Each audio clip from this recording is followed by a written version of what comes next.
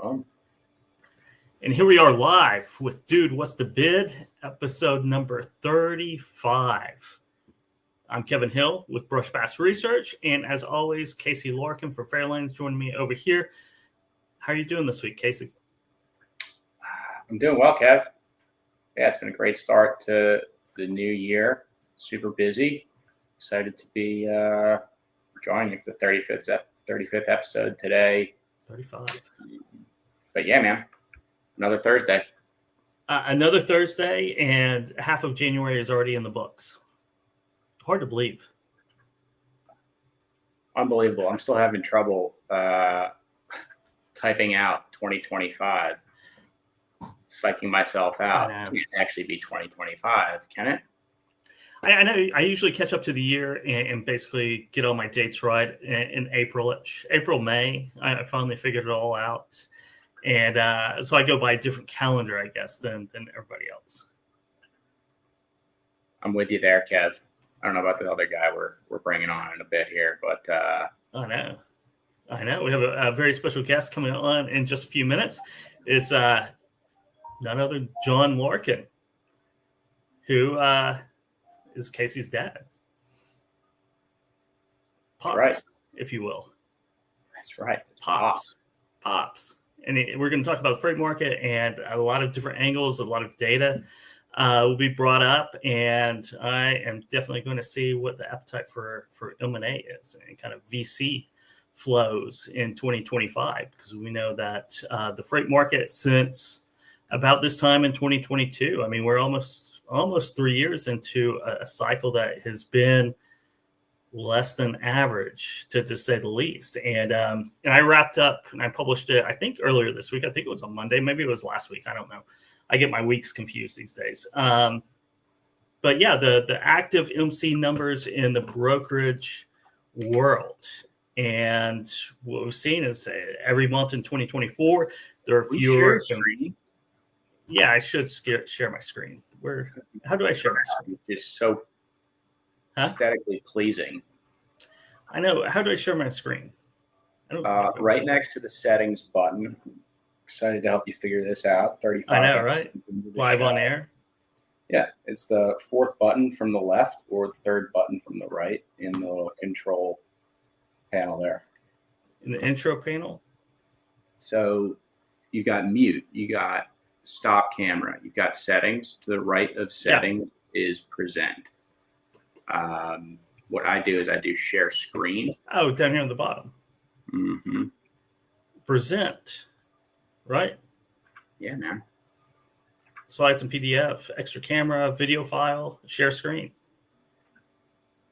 Share screen. Come on. I know, right? Here we go. Can you see my screen now? You may need to present it to the stage. Yeah, we got it. Yeah, right there. Right there it is.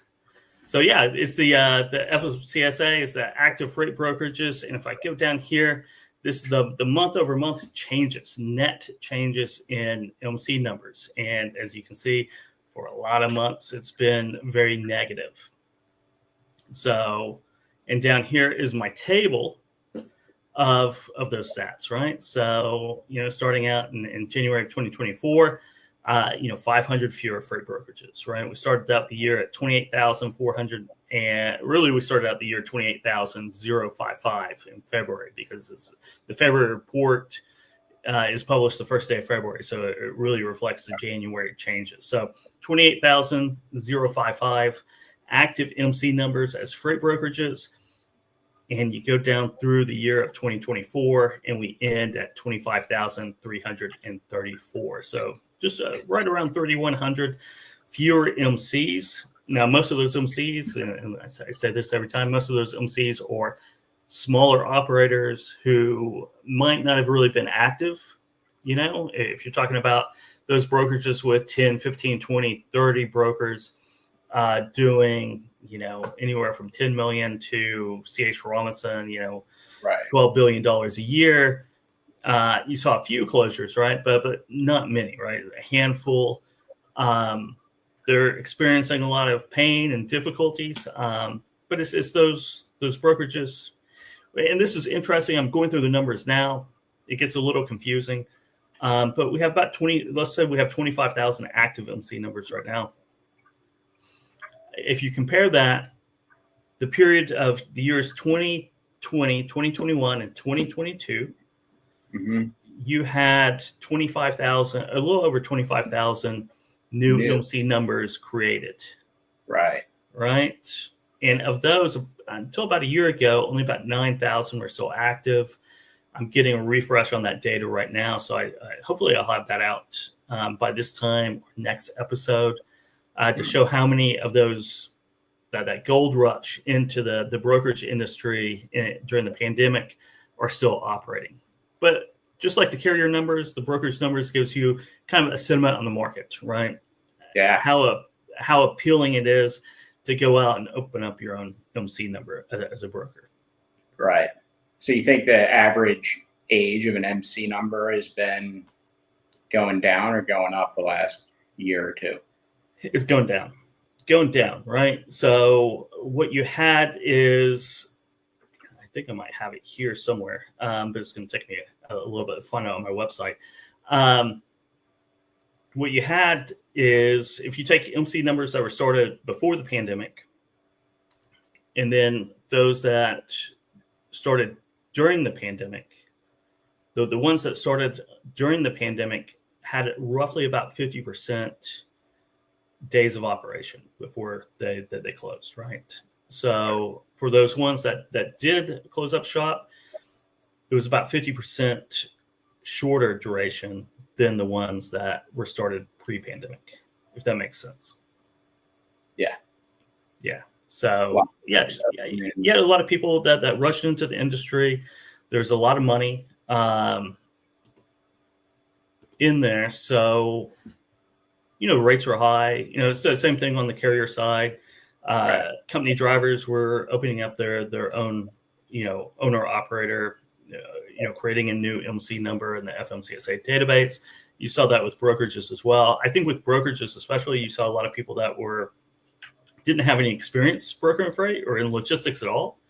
But it kind of got hyped up on TikTok and Instagram and through some online courses, to where you had a lot of people, because I know I talked to a lot of people who were looking at advice on how to get into the industry. And I was running carrier lists at the time too. So I had inquiries coming in from people who had just started, they didn't have any customers. They didn't really know how to book freight whatsoever. So that was an interesting time. Definitely an interesting time. Yeah. So interesting to think about how the brokerage floors have changed, right, in the last 3 years, as we head potentially into a more bullish market that a lot of these folks haven't really ever seen before. Or I know that is. I remember talking to a lot of brokers at this time last year, and I'm sure it's going to be more of a problem now, is the fact that their carrier, especially the carrier sales teams and their account managers too, they haven't seen a tight market. Yeah. You may have a great carrier sales rep, but if that guy's a great carrier sales rep for 10 months, right? He's moving on to something else. Usually he is. Yeah. And he wasn't here for the pandemic, right? Where, the markets were completely flipped, and it was the toughest market to grab a truck that most people had seen. Those people are, that they have other positions at the company, or they're at a different company, or they're out of the industry by now. Exactly right. Yeah. So cool. That's my little data dump for the week. And hopefully I'll have a really good data dump classifying, that huge explosion in MC numbers and kind of what's become of those entities now that we've gone through 3 years of tough times. Yeah, that should be pretty cool. It'd be interesting to see who's doing well versus who's not, who's been around longer, versus if the new kids on the block are punching above their weight in some scenarios. I'm sure they are, but yep, they definitely are. But let's bring our guest, and I will turn the floor over to you, Casey, to introduce him. All right. Yeah, excited to be welcoming my pops, my dad, to the show. He's been around in the industry for, a long time. Started in the railroad business, and now has found his way all the way to venture capital for the world of freight tech. John Larkin, welcome to the show, sir. Well, Kevin and Casey, it's an honor and a privilege to be sharing the screen with you guys today. Thank you. And you come live from Water Island, I believe, is where Water Island is a little island in the U.S. Virgin Islands that nobody has heard of. A little piece of rock. The only house we can afford here is right at the end of the St. Thomas runway.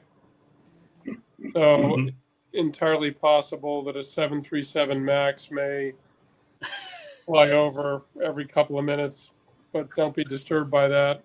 Just be grateful that it's not a stage 2 727, which literally made the ground shake. They've quieted down the jets quite a bit in the last 30 years, but they still make a racket. Nice. Certainly do. So, John, give us a little bit about what you're doing now, what keeps you busy right now, and kind of what you're looking for in the industry right now. The list of what I'm not doing might be actually shorter than the list of what I'm doing.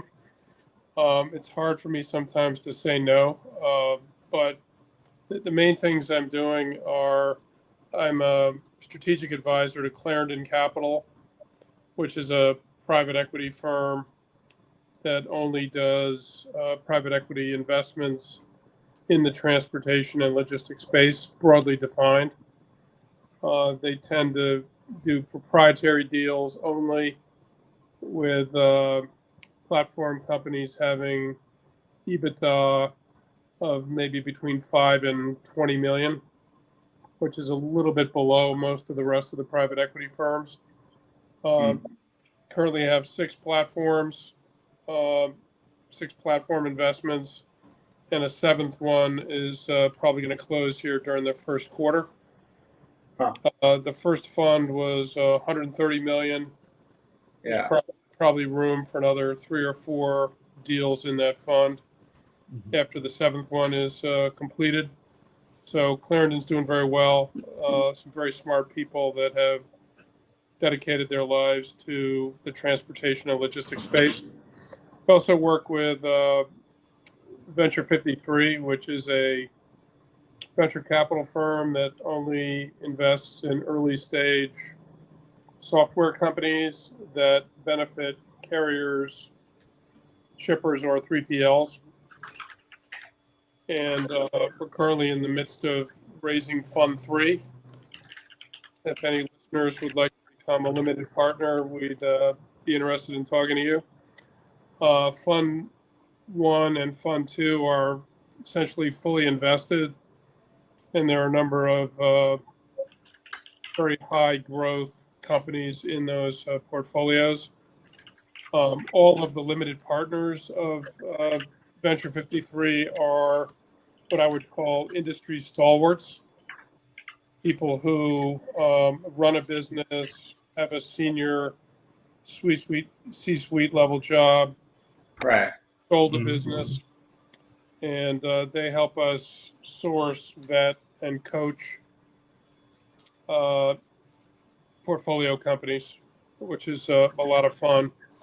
So that's been exciting. And then I also advise companies that aren't necessarily a part of Venture 53's portfolios and serve on a couple of mainstream company boards, CRST International being the largest, which does about 1.5 billion in annual revenue, mostly trucking, but they do brokerage. They do some last mile delivery as well, big dedicated operation. And they also have the old North American Van Line Special Products Division, which does what amounts to blanket wrapped LTL, which is a very specialized operation that CRST has nurtured for the last 10 or 12 years. So that's sort of a thumbnail sketch of what I do to stay busy while, quote, retired, unquote. Kev, do you know the guys at B53? I'm sure you've run into either Dan or Pat at some point, right? Yeah, I not well, not either of those guys well, but very very familiar with B53 and kind of what they're doing and that jazz. Yeah, I would just add that Pat Martin has been the head of sales and marketing at Estes Express Lines. Yeah, for about 25 years. Yeah, and maybe the most personable person in freight. Everybody loves Pat. He knows everybody. And about 10 years ago, he began to do angel investing in the very early stages of freight tech. oh yeah, And had a lot of success with Trucker Tools, which I believe just changed hands again, right. and Cubics, which has changed hands a couple of times. Those were his first two big winners. But he's got a really good eye for what to look for in the winning freight tech companies. Dan White, on the other hand, is probably one of the 5 smartest people I've ever met in my life. He is head of new revenue streams at Coca-Cola in Atlanta and has had responsibility for Coca-Cola's venture capital operation. So they each are very complementary founders. And about 2.5 years ago, they asked me, they had heard that I was doing some angel investing, and they asked me if I'd be interested in helping with Venture 53. So I got involved there, and it's been a wonderful experience so far. We're hoping that 25, 26, and 27 will be very robust years for exits from the portfolio. Venture capital and private equity portfolios have been a little, shall I say, constipated. The last 2 or 3 years, it's been very difficult yeah. to create any kind of meaningful exits. But I think with interest rates coming down, the so-called freight recession being over, and a pro-business administration about to be sworn in here early next week, that people are very upbeat about the potential for very robust M&A activity in 25, 26, and 27. Do you think that there's a lot of companies out there that, kind of those later stage VC-backed companies that have been kind of in a holding pattern the last couple of years, waiting for the market to turn, that are right there ready to exit, just waiting on more favorable winds? I think there's a big laundry list of companies, both in private equity and venture capital, that otherwise would have exited from now, if not for the tough capital markets and the tough freight markets. So Right. those two things improve simultaneously, hopefully in 2025. I think the spigot's going to open up full bore, and you're going to see a lot of action. It would be a good year to be an investment banker, I think. So if you see the freight market turn, when we start seeing the freight market turn, whether it's this year, next year, or whenever, I'm not going to predict it, but we should anticipate a lot, especially on the tech side, right? Yeah. And I'm sure private equity funded transportation companies as well. We just start seeing it kind of roll, gather steam. Yeah, I mean, if you listen to industry pundits like Craig Fuller and Jason Miller up at Michigan State and a few others, they would tell you the freight recession is over. Yeah. and that things have been getting better. The question in my mind is, has the improvement, albeit very slight, has that been due to people pre-shipping to avoid tariffs, or was it due to people pre-shipping to avoid a potential port strike on the East Coast and the Gulf Coast, which would have been very disruptive? It looks like we've dodged the bullet on the port strike, although that's unclear. Now it looks like there's a peace agreement between Hamas and Israel, which could have a positive effect on the Houthi rebels taking pot shots at commercial vessels running through the Red Sea and through the Suez Canal, which has created a huge detour around the southern tip of Africa, which has created a lot of issues. I think you've also seen a lot of the ships that are moving freight to the U.S. coming to the West Coast that otherwise would come to the East Coast because they're fearful of getting caught up in a strike.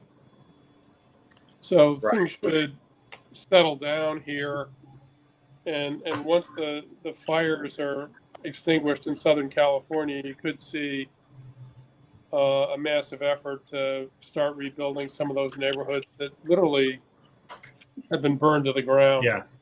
It's going to be a little bit like some of those hurricane cleanup efforts that we've seen over the last 10 or 15 years. It is. It's kind of there's a lot of different reasons now. Right? There are a lot of different green shoots, and if if just some of those enact, right, we should see a change in the freight market. In the last couple of years, there hasn't been a lot to point to, but there's a lot of at least small things to point to that combined could disrupt the market. There's an interesting theory that I heard. A McLeod sales guy mentioned to me at the McLeod conference down in Charlotte, whenever that was. I want to say maybe it was at October, maybe it was September. Yeah. Can't remember, but it was a really interesting theory. And he said, lenders and lessors have not pulled the plug on unprofitable fleets who are missing their lease payments or their loan payments because the price of used trucks is so depressed. But once supply and demand begin to tighten, which arguably has started the last couple of months, you'd see the price of used trucks elevate. And at that point, the lenders and the lessors would be inclined to pull that collateral, which could accelerate the tightening of supply and demand, which I think is a really interesting thesis. It's strange how the capacity is hung on a lot longer than it normally does. All that capacity that came in during COVID from the get-rich-quick guys who probably overpaid for their truck, don't really know what they're doing, or a lot of them at least, and they were relying on brokers for a lot of their freight. They're still around. They haven't exited. And part of that is that many of them don't have a house. They don't have an apartment rent to pay. They just live out of the truck. And as long as they can put fuel in the truck and gather together a few shekels to buy dinner, they're going to hang on for better times. And that's been part of the issue here, I think. Another element of all of this is the specifications brought on by EPA regulations, whereby we have these catalytic converters in diesel trucks, which sift out all particulate exhaust, and you need a fluid called diesel exhaust fluid to make that work.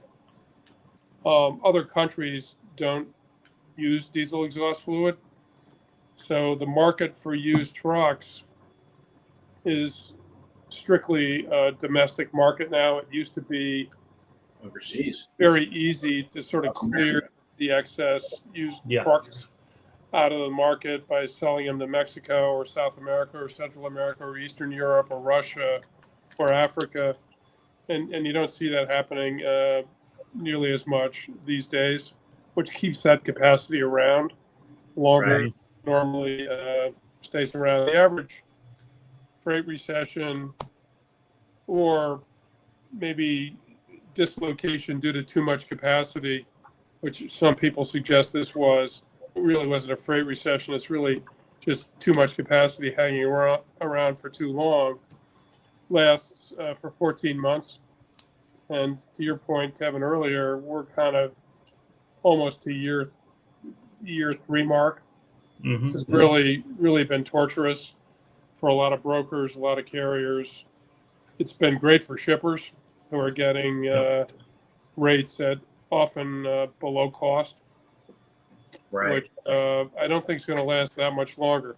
So it's going to be fun to watch how this whole thing transitions during 25. It's probably not going to happen next week or the week after. But if you get out into the normally strong freight months like really April, May, June, Yep.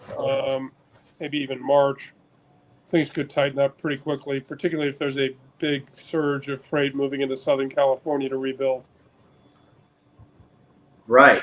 And I mean, so what does this bullish market look like if the regulatory environment changes, right? I pulled up a tweet here.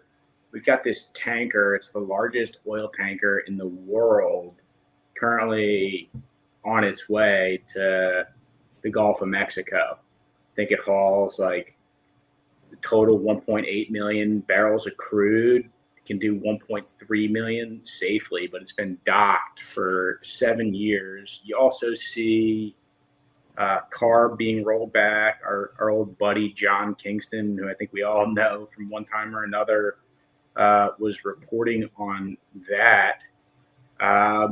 You know, is there a world where, you know, we no longer need the diesel exhaust fluid and you can sell trucks abroad again? Or what does that kind of bullish world look like from your perspective, Dad? I know that you've got, you're spending a lot of time from the PE perspective. You guys have like 6 or 7 companies that are platform companies there. What does that look like versus, kind of the VC outlook, and how you guys are thinking about platform companies there? Anything you could share from like the exit side as well as the investment side, I don't know, might be interesting to dive into. Yeah, I mean, I think a couple of thoughts come to mind here. One is that flat to lower interest rates is good for business. Flat to lower fuel prices, good for business. Lower regulations, lesser regulations are good for business. And flat to down tax rates are good for business. And all those things are forthcoming. So traditional companies should prosper in this environment. I think some of the companies that were hoping for electric vehicle conversions, looking for, environmental plays, I think those are going to take a bit of a hit because, this administration is probably going to move away from the Green New Deal as quickly as possible. It was interesting that the state of California saw that coming and rolled back regulations that probably don't make a whole lot of economic sense. I mean, the reality is that diesel engines today, with all of the technology and hardware hanging on them, burn pretty darn clean. So, Yeah. if we're dealing with, Diamond Rio's 1955 vintage that had no pollution control systems on them, and you'd see black smoke coming out of the tailpipe. Rolling coal, baby. That's a different story than we have now. These newer trucks burn very clean. I do think there's room for electric vehicles in local delivery operations, but clearly we don't have the raw materials to manufacture enough batteries in this country, and China, our enemy, controls the battery supply. We don't have enough electric power generation capacity to recharge all the batteries. So to convert everything to electric power, in the next couple of weeks or next couple of months or next couple of years seems like pie in the sky thought process. Yeah. I do think electric trucks for local deliveries makes sense, right? It just on the fuel cost of diesel, right? I mean, just if you take out just a small percentage, maybe 2% goes to electric, 3%. I mean, that has a much bigger effect on diesel price than 2 or 3%, right? I mean, that could drop them 20 or 30%. Because it has that exponential type of swing to it in the gas and diesel market, right? Yeah, it would certainly have a impact on diesel prices, but I think the drill baby drill mentality probably have a bigger impact on diesel prices than 2 or 3% of the trucks converting over to electric power. We probably do have the ability to recharge batteries supporting 2 or 3% of the Class 8 trucks in America, but not 100%. Yeah. And when you layer on the demand from data centers, if we're serious about rolling out AI, AI is dependent upon massive data centers, many of which are being built. They're very power intensive. Where's all this power going to come from, especially if we can't burn coal anymore or other fossil fuels? There was an article that I just saw, I didn't have a chance to read yet. It was in the Wall Street Journal this morning about many coal-fired plants probably being given another 2 or 3 or 4 years of life beyond what was anticipated if Kamala were to have become president or if Biden were to have served a second term. Right. So, it's interesting to think about. I think traditional businesses will boom during the Trump administration. I think technology companies will boom. I think anything that's crypto based will boom. Anything that's AI based will boom. You're going to see, tremendous economic growth, tremendous job creation, tremendous increases in tax revenue, even if marginal tax rates go down because of the massive amount of activity. And I don't know if you saw, Trump is going to form an external revenue service, which will focus on tariff revenue collections and other revenue collections from countries that benefit from our massive military defense that don't pay for it. He's a big believer. If we're going to protect your country, yes, you're going to have to pay for it, right? We're not going to just print more dollars in the U.S. to pay for that and dilute all our citizens' savings and the value of all their assets, which is essentially what a deficit spending mentality does. It's really interesting. It takes me back to this interview I was listening to on the Sean Ryan show. I think I actually shared it with Craig Fuller back when he was trying to set up a debate with Jason Miller at Michigan State to talk about tariffs. And the interview was Sean Ryan interviewing this guy who was a director for the World Bank. And the guy at the World Bank was talking about how, they give advantageous rates to developing countries. And then there's countries like China that, because of their status as a developing country with the World Bank, they get benefits from something called, I think it's the World Postage Union, something like that. I need to double check it, which allows them rebates, essentially, for being a developing country for the shipping prices that they pay, right? So, the U.S. being somebody defined by the World Bank as non-developing country has to pay into that postage fund, and developing countries that may be predatory in nature are kind of reaping the benefits in this, kind of globalism shaped supply chain that, we've been living in, at least for the last couple of decades. Yeah, if I was responsible for that program at the World Bank, I'd probably dust off my resume and think about moving on to something else, because I'm not sure that the Trump administration is going to continue those sorts of funding programs. Yeah, and I think it was actually an appointment from Trump's last presidency and term, relatively, conservative thought process on the guy. I'll send you the interview if I can find it. I'm sure I can. But the institution itself is something that does seem counter to the current in office. Talking about tariffs a little bit more, I think in some cases the threat of tariffs is a bit of a bargaining chip to get Mexico, for example, to tighten up border security. If you tighten up the border, then we're not going to slap tariffs on you. I think the symbiotic relationship that exists with Mexico is probably net positive for America. The same may be true of Canada.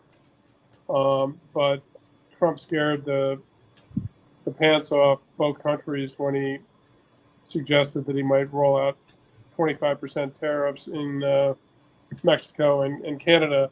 The evil empire, to use Ronald Reagan's old phrase, that we're worried about really is China, which is in secular decline as it is because of their one child per fertile female policy. The economy cannot grow if your population is shrinking. Russia has the same problem. People don't want to bring up children in that environment. So those two that share opposite axes of the evil empire, so to speak, they're fortunately in decline, and I think tariffs will just accelerate that decline.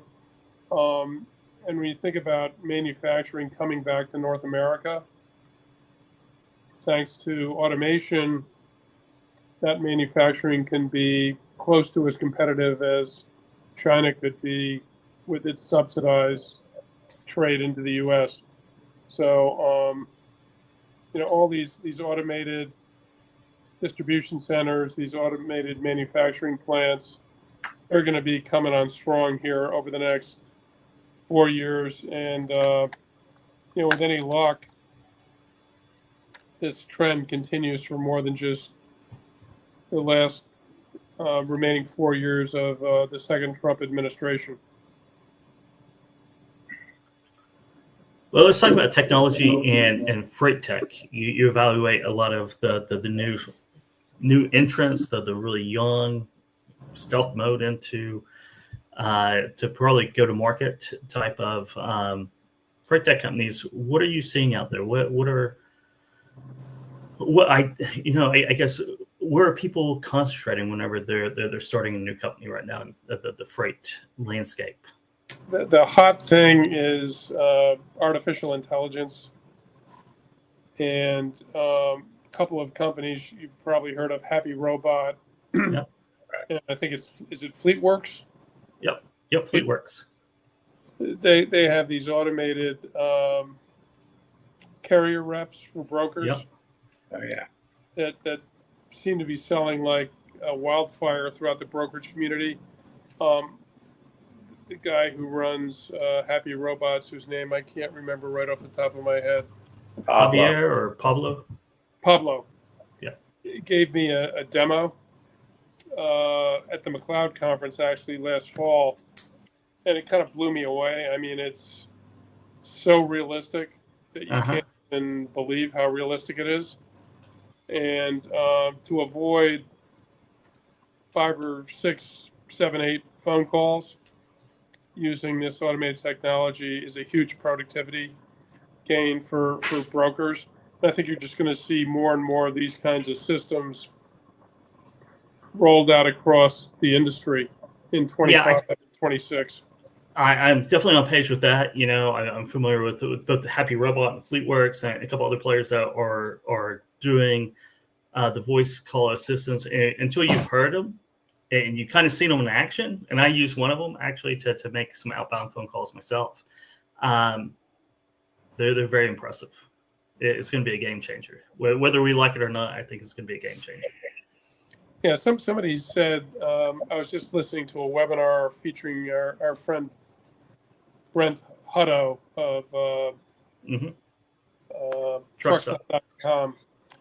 And, you know, he was saying AI is not going to take your job. It's going to make your job more interesting, and you're going to be more productive as a result of AI. People who stiff arm AI, the way Derrick Henry stiff arms defenders, are probably going to do so well. Yeah. Right. And it kind of begs the question. I mean, I think you're right. These technologies, these platforms are super powerful and take the minutia off the plate of your employees.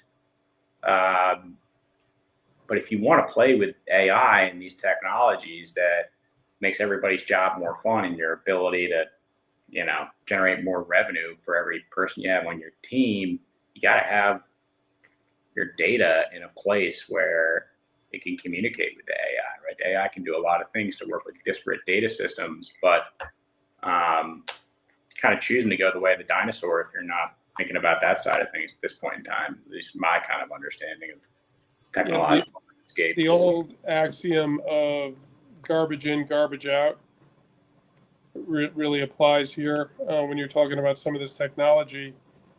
And then the broader question is, you know, how do you clean up your data? Is there somebody who can help you clean up your data? Yeah, there's some people that can help you clean up your data, but then can you make optimal decisions only accessing your own data? Or do you need access to everyone's data that's been anonymized so that you cannot steal the other company's customers? And there are some technologies under development currently that could facilitate access to all the data or majority of the data that would be cleaned up. Duplicate, triplicate, quadruplicate data entries can be eliminated so that you're dealing with clean data and you're not chasing a load that moved yesterday or early this morning. You're still spending resources trying to find a truck to haul that load. Doesn't make any sense. So what people need to think about in the brokerage community is differentiating themselves based on their service level rather than on the data they have. Right. That they have that is proprietary, that they won't share with anybody else. Because no matter how big you are, your data only represents a small fraction of the market. So yeah, we need a change in mentality there. And it's possible that some government regulations could push people to move in this direction. But it's like watching paint dry. It's a very slow process, and brokers and carriers and others are generally resistant to sharing their data with anybody for fear that their customers are going to be stolen by some other carrier or broker. So this is a big challenge and a big problem for our industry, and whether somebody can figure out the secret sauce to solve it remains to be seen. It does, and it seems like it's one of the places for AI, right? Because AI is a big thing. It's a great buzzword. Everybody's rolling out AI, but without a use case, AI is just AI. It's very abstract. It doesn't generate dollars. Just saying AI with nowhere to do it. But I've been thinking too about talking about cleaning up data and siloed data, bringing all of this together. And trucking logistics has generated quite a bit over the last 10 years as things get more and more digitized. There's a lot of data out there. It seems like a great use case for AI to be able to take it, cleanse it, and put it together, and start stringing it along, because that's been kind of a roadblock or a dam. And then once you've got all the data and it's cleansed and everybody has access to it, the point of differentiation is how do you analytically make better decisions using this cleansed, complete data file. And that's a very interesting thought process to think through. Right now, somebody like C.H. Robinson gains a lot of competitive advantage because they have so much data. Right. And there's really no incentive for them to share their data with other people, right? Because it gives them competitive advantage. So, what's going to be the impetus to force or to convince people that the smart thing to do is to have interoperable data systems that everyone can benefit from, and then it's sort of what you do with the data that matters, not the data that you happen to be fortunate enough to own. Right. It's interesting. It begs the question for me, anyways. What's the difference between C.H. Robinson or Axel or any of these other billion-dollar brokerages, and the next guy? Is it the tech or is it the people? Right. I mean, I remember hearing Kevin Nolan sit on stage at the TIA Technovations conference and say the difference between good and great brokerage. It's not the ability to build tech, right? It's the ability to have like a great team with great change management to determine what the right tech is or what the right decisions are to be made. So I don't know, maybe by that logic, people might start to realize that it's not the data in the TMS, right? It's like, you're hiring the right folks and building the right culture, and you've got a clear mission and clear niche, and your customers know that. And who knows? Maybe that's the world. Yeah, I mean, if you talk to somebody like Jeff Silver, who built Coyote, he would say it's all about the people. I remember one time I visited Jeff in Chicago, and he took me into two different training classes, sort of onboarding classes, if you will. Yeah. One was kids right out of college, and one was people that had been in other industries that were coming into logistics, say a car salesman who wants to become a broker. TQL had a similar model. And they had maybe 10 new hires in each class. And I think this went on like every week. And he actually stood there and said, I want each person around the room to tell me about your background, why you came to Coyote, why you're excited about being a freight broker. And the caliber of people that he had there in each of those two rooms would blow you away. Super high-powered people that he somehow convinced to come to Coyote. And they were, you could just tell by the way they handled themselves that they were going to be wildly successful. So if you don't have the right people, you have no chance. So a combination of technology and people that is going to define the winners going forward. It is. You got to have it's a people-based business. Things are going to go wrong. no matter how much data you have, right? It's just going to track what goes wrong. There's always going to be something, whether it's freezing ice, cold, broken engines, whatever, shippers that aren't ready on time to unload or unload trucks. It seems like it is. It's really a people person type of business. When you go back to freight tech, talk about AI. How about use cases? What are the most compelling use cases out there that you see about people, For building AI? technology for X reason? Yeah, I think it's got to do with automating kind of routine functions. The carrier rep example, that's a great example. I think maybe contract negotiation is a great example of what can be done. Sort of, what I would call data analytics. One of my friends in the business is named Rick Larkin, no relation to either Casey or myself, at least as far as I know.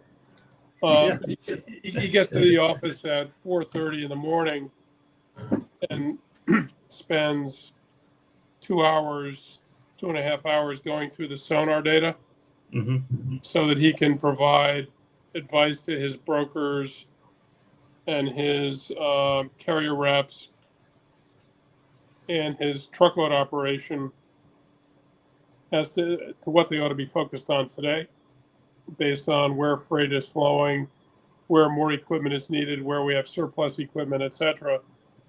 And it seems to me like you could tack an AI engine on the front end of sonar, and instead of getting to work at 4:30 in the morning, Rick could come in at 6:30. Right. His advice to his brokers and sales reps and so forth is all right there on his screen. I mean, the AI did all the work that it takes him 2 hours to do every day. So I think there's a lot of analytics here. One interesting application that I'm personally involved in, Wall Street research. I spent many decades covering public companies in the transportation and logistics space, of course, and grinding through all the press releases, the investor decks, the 10Ks, the 10Qs is just a huge grind in order to develop an educated opinion on a company. There's this friend of mine, actually I advised this company, name of the company is Dutata, up in Appleton, Wisconsin, and they've used AI to be able to sort through all of these documents, and you can prompt it with questions like create a table that shows the last 3 years worth of operating statistics, and 90 seconds later you have the table, which might take an analyst a week to do. I mean, it's mind blowing what is possible with AI. I think the trucking industry is going to see the application of a lot of this. I think the brokerage industry will see the application of a lot of it. And I think we can't forget about autonomous vehicles, which may be a more powerful trend than certainly electric vehicles. Electric vehicles are not, if you have enough batteries and you have enough electric power generation capacity, but autonomous vehicles are a huge productivity advantage. No hours of service rules to worry about. You can run the trucks all day long. Nobody has to stop for a restroom break, meal break, sleep break, rest break. If I were the railroads, that would worry me to death. And I remember a conversation that I had with a guy that ran a very large trucking company that happens to operate orange trucks, not to reveal the name of the company. But his thought was, why don't the railroads who have the right of way build dedicated autonomous vehicle truck lanes alongside their railroad so that autonomous vehicles don't cannibalize their intermodal business. Yeah. And I mentioned that to a railroader like a couple of weeks later, and he looked at me like I had three heads. What? Explain to me why I would want to do this. It's so that 50 years from now you'll still be in business. That's why. Yeah. But autonomous vehicles are real. They're coming. The technology is amazing. How good it is, and that's going to be a huge productivity advantage for trucking versus rail, particularly versus intermodal rail. Carload is a bit of a different story. Now, if we get into 3D printing as the primary way to manufacture things, Right. then the railroads have a role to play because the substrate that is used in creating manufactured goods using 3D printing has to move in bulk. And we certainly don't have enough bulk trucking companies to move all that substrate. The railroads are very good at moving massive amounts of bulk materials. So maybe that's an angle that if I were a railroader, I would spend a lot of time trying to cultivate. But I would be worried to death that intermodal is at risk as a result of the advent of autonomous vehicles. Do you think the entire industry is at risk or will have significant change with autonomous trucking? Do you think like the ownership of trucking companies changes? I mean, is it easier to scale? Is there something that might just change the entire industry besides productivity, right? Just the ownership structure of it. I think the long-term vision is for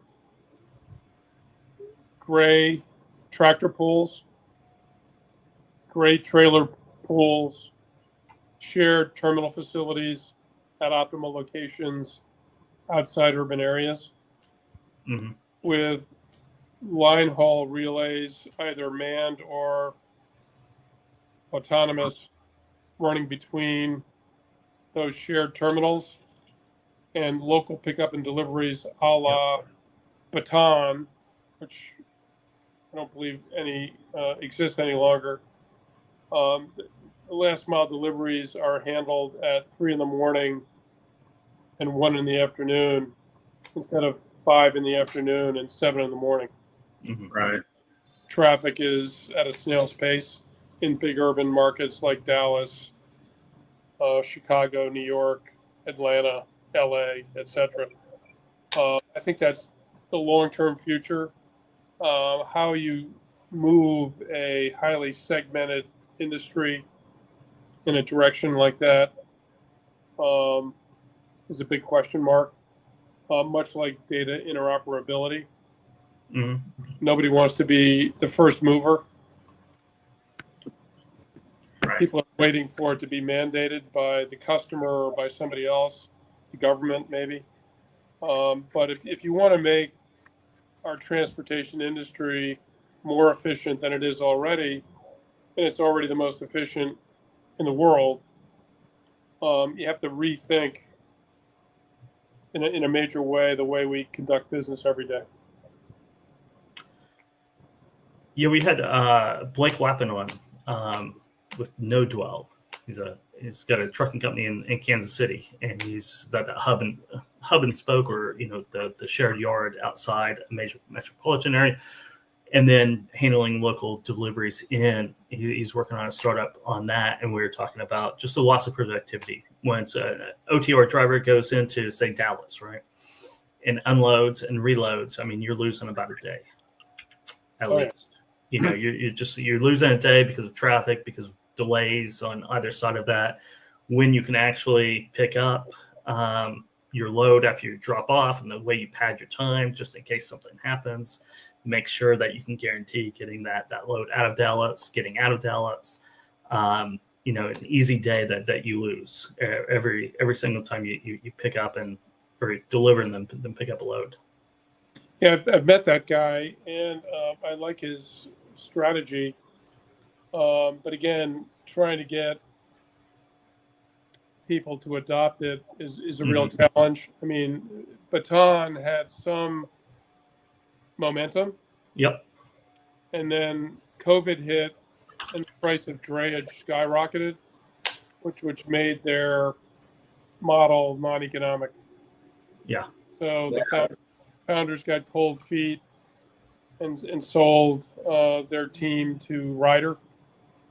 Yep. They never really had a chance to play it out and build it geographically beyond just the LA market, which was unfortunate because I really like that model. Maybe somebody else will figure it out. You've got Line Haul Station, which is a company that I advise that is basically trying to build out a network of these terminals on the outskirts of the big metropolitan areas to facilitate relays and autonomous vehicle operations between the big cities, and then to orchestrate first mile pickup and last mile delivery to and from the line haul station that is on the outskirts of the city. And you may, in a big metroplex like Dallas-Fort Worth, need 6 or 7 of those, all of which are adjacent to the interstate, 10 or 20 miles outside the urban core. But the productivity advantages of a system like that are absolutely dramatic. And it'll be interesting to see whether my friend Jeff Swenson can make that happen. He did just receive notice that he's got a property in Memphis, which will be the first line haul station. No shit. Let's go, Jeff. He's a good guy, and mostly a real estate developer by trade. So he understands the real estate game, how to buy and sell real estate. But he's put like 4 or 5 years into talking to literally everybody in the industry about how to make this work. So he might just be able to pull it off, particularly if somebody like Walmart says, you want to haul our freight, you're going to run in this network because it's 40% more efficient than running it the way you run your network. Very interesting. Yeah, it's very cool. Good news for Jeff. The final mile piece does seem to be the hard one to solve for. I know Gaddick, I think, seems to be doing pretty well, at least from the autonomous space. I also remember seeing Pandion, I think, was a delivery broker, maybe more along the lines of a Baton. I think they raised a bunch of money and just filed for bankruptcy earlier this week. Jeez. Yeah, but Gaddick is interesting. Basically, they said rather than create a truck that can operate autonomously on any highway in America, let's create a truck that can learn one route, and then we'll just run that truck over that same route, 10 times a day or 20 times a day or whatever it is. And then if you decide you don't want to run that truck on that route anymore, then you have to put a driver or a technician in the truck who will then help the truck essentially learn a new route, which might take 2 or 3 or 4 months. So the truck has to see every conceivable scenario on that route that it will run continuously. But there's a number of companies like Kroger and Walmart that are using some Gaddick trucks for store delivery, usually from DC to a store. And you just keep running the same route over and over again. And, I think that technology is pretty well honed at this point. So there is, kind of a last mile delivery possibility. Trying to take a Class 8 truck like an Aurora autonomous vehicle that's very good at running from Fort Worth to El Paso and have it sit in a traffic jam in Dallas trying to access a receiver during rush hour, that's a long way away. Yeah. For sure. Really is. What kind of multiples are you guys seeing in VC these days? I know when things were really hot last time around, there were companies like Cubics, I think, getting 20 or 25x multiple valuations. But things cooled off, obviously. I mean, are those valuations coming back anytime soon with the emergence of AI, or how does that work if things become a little bit more realistic? Maybe these tech companies that were valued at 20x aren't as sticky. It's not even possible to be that sticky. What does that look like? Well, some of the companies that Venture 53 invests in do not have any ARR. So there is no multiple of ARR. So you're making a judgment there, a little bit of guesswork, some analytics, but it's just almost gut feel. When you start getting into the ARR world, in the early stage, I think the multiples are lower. Right. Maybe 5 to 10 times. Once you've demonstrated that you can scale to maybe 10 or 20 or 30, 40 million of ARR, then I think that the multiples can be 15 to 20 this year. I don't think too many people were getting that last year. But I think we're coming back towards not ridiculously frothy multiples, but healthier multiples than we've seen the last couple of years. That's good. That's good to hear. That is good to hear, and I guess the capital raises, right? The VC funding, we should see that come up in 2025 if the market holds and the economy holds and the capital markets or the interest rates come down. Yeah, the big issue there, Kevin, is that people who have the financial wherewithal to invest in venture capital or private equity made commitments to venture capital funds and private equity funds 5 and 6 years ago, and maybe 7 or 8 years ago. And those funds really haven't generated any liquidity. They haven't generated any exits. Yep. So people, need some liquidity before they can reinvest in the next venture capital fund. And that's hopefully going to loosen, if we see a lot more exits in 25 and 26, it's going to create more liquidity that will drive some of that capital that people have extracted from these exits back into existing venture capital funds or new venture capital funds or new private equity funds. But it's been, when I say the world is a little bit constipated, that's what we're talking about. Part of it, yeah. Everybody's got, personally, I feel like I've got a full platter of venture capital and private equity exposure, and I'm hopeful that we'll start to see some exits this year. Yeah, makes perfect sense, right? You got to have those liquidity events, so you need those exits to have liquidity to put back into investments. Yeah, it feeds on itself. Mm-hmm. And I think we could have a big run here for a number, for 4 years, particularly if capital gains rates stay the same or go down. I think that's you want to provide a big incentive for people to move forward with exits. If you throw in the Obamacare tax, the capital gains rate at the margin is 23.8%. I think Trump would like to see that stay the same or move down. The other party was talking about eliminating capital gains tax rates and making capital gains susceptible to the ordinary income rate, which is more like 40%. So that the fact that Trump won is a big factor here in everyone's optimism. Yep.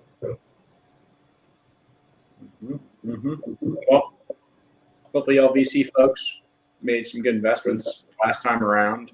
And it's just a matter of time and policy and the broader economics before liquidity starts. Venture 53 is very excited about its portfolio. Who is? Venture 53 has a lot of what we think will be big winners in Portfolio 1 and Portfolio 2, both of which are fully invested, and should start to see some exits here this year, next year. And,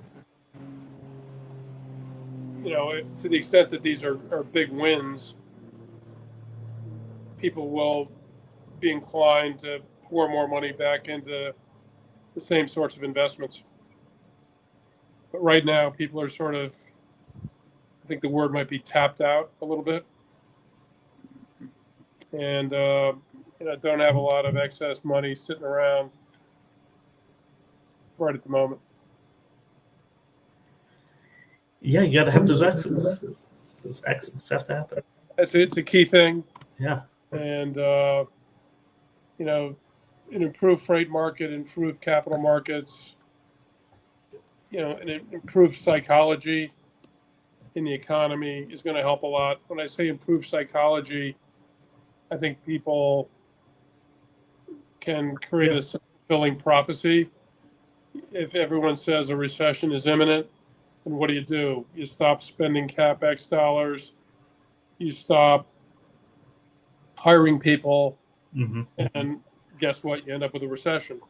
When everyone thinks the economy is going to expand, they say, well, I don't want to be left behind. I'm going to hire a bunch of people. I'm going to make investments to increase my capacity. If you look at the hiring stats in the month of December, they were kind of off the charts, which is what has weighed heavily on the public equity markets, because people are thinking, gosh, that's going to create inflation, all that hiring, and therefore it would be foolish for the Fed to take rates down further.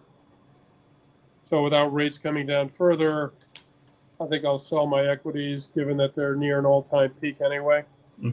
I think you've had some of that mentality the last 3 or 4 weeks in the marketplace. So a lot of variables, but it does seem like the Trump administration, the second time around, is not going to go through this sort of learning period. They're going to put their policies in place right off the bat, and should have a pretty positive reaction to lower tax rates and fewer regulations.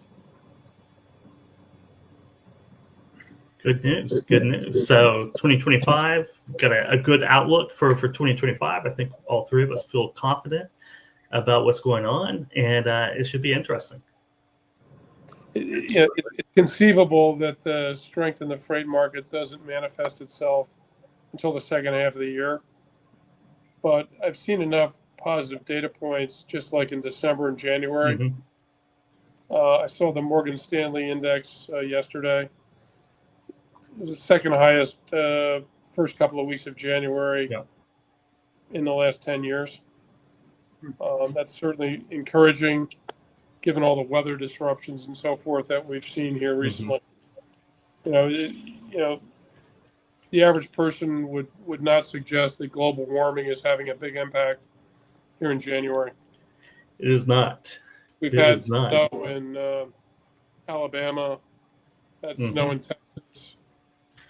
Yeah, and another wave coming in the next couple of days. At least coming down here to Fort Worth. It is another blast of cold air coming. Yeah, another blast. So, well, John, Casey, you have anything else?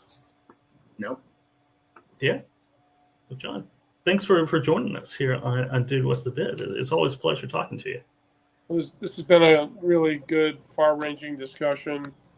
I love what you two guys are doing, and Thank wish you. you all the success in the world in 2025 and beyond.